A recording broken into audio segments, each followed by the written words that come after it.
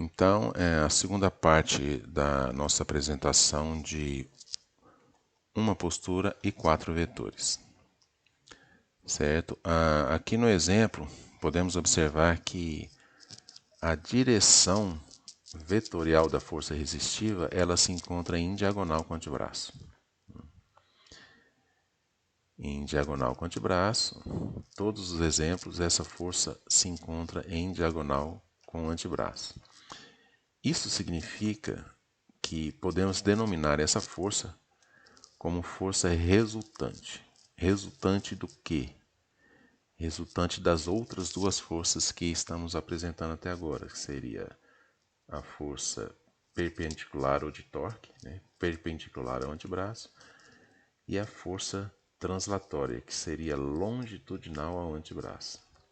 Então, essa força aqui representa essas duas outras forças ao mesmo tempo.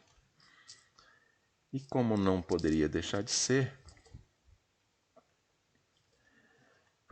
a ação dessa força, que representa as outras duas forças, ela também ativa ao mesmo tempo os músculos que esses vetores ativam de forma instantânea, ao mesmo tempo. Então, a força de torque ativa o tríceps, a força de torque no antebraço ativa o tríceps, e a força translatória no antebraço ativa o deltoide posterior, tudo ao mesmo tempo, em função da postura adotada pela força resultante. Certo? Então, essa força resultante, no segundo exemplo, ela ativa o deltoide anterior relativo à força translatória do antebraço e ativa o bíceps braquial relativo à força rotatória ao antebraço. Isso tudo dependendo da direção adotada, direção e sentido. O moral da história é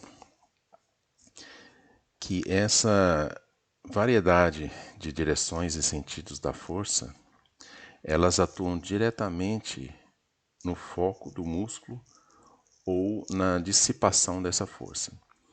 Então, nesse exemplo aqui, se nós quisermos trabalhar exclusivamente o ombro, nós devemos necessariamente fazer com que a força resistiva atue longitudinal ao antebraço numa direção horizontal para trás. Qualquer outra força atuante, diferente disso, vai dissipar ou desfocar por completo a ação do deltoide. Isso também significa que não basta fazermos a ação muscular específica de cada músculo. Por exemplo, o deltoide anterior ele vai flexionar o antebraço, mas só vai haver uma ação contundente nesse músculo se a força resistiva estiver numa direção e sentido adequado para fazer resistência à ação do músculo. Caso contrário, o exercício vai ficar muito defasado e desfalcado.